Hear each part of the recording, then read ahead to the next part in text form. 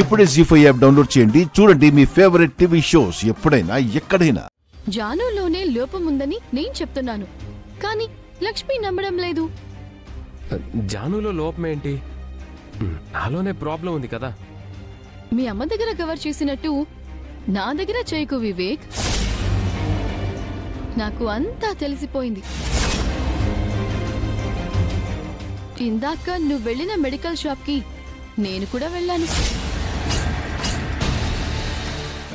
అక్కడ నువ్వు తీసుకున్న టాబ్లెట్స్ దేనికి ఎవరికి అని అడిగాను.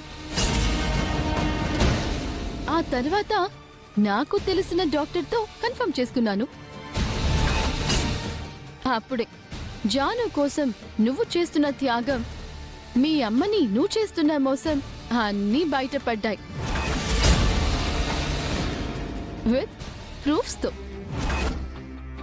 ఏంటి వివేక్, తను చెప్పేది నిజమా? ప్రాబ్లం జానుకా? అది వదినా. నిజం చెప్పు వివేక్.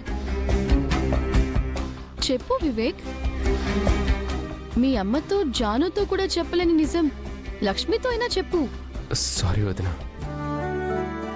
ఈ విషయం జానుకి తెలిస్తే తట్టుకోలేదు, అందుకని. మీ అమ్మకు తెలిస్తే అస్సలు భరించదు కదా.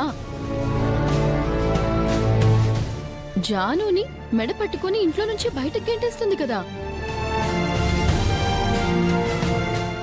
జానుతో విడాకులిప్పించి నీకు ఇంకో పెళ్లి చేస్తుంది కదా.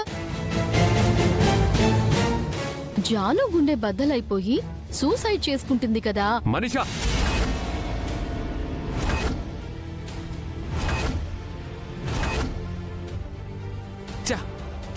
ఏ నిజం తెలిస్తే ఏం జరుగుతుందని నువ్వు భయపడి అబద్ధం చెప్పావో అదే నేను చెప్పాను వివేక్. జాను కోసం నువ్వు చేస్తున్న త్యాగం గురించి చెప్పాను. అవును, నిజం చెప్తే జానుకి ప్రాబ్లం అవుతుందనే నేను అబద్ధం చెప్పాను. జానుని కాపాడుకోవడానికి మా అమ్మని మోసం చేశాను.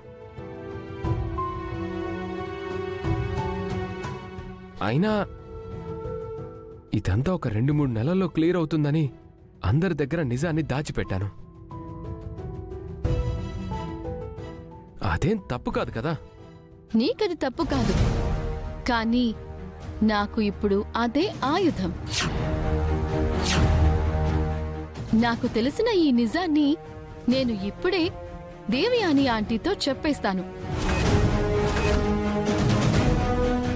మనీషా, వద్దు, ఆ పని చెయ్యొద్దు. ఎందుకు చేయకూడదు? ఆంటీ నీ చెల్లెల్ని గెంటేస్తుందనా, లేకపోతే నీ చెల్లెలు చచ్చిపోతుందనా? మనీషా ప్లీజ్, అలా జరగకూడదు.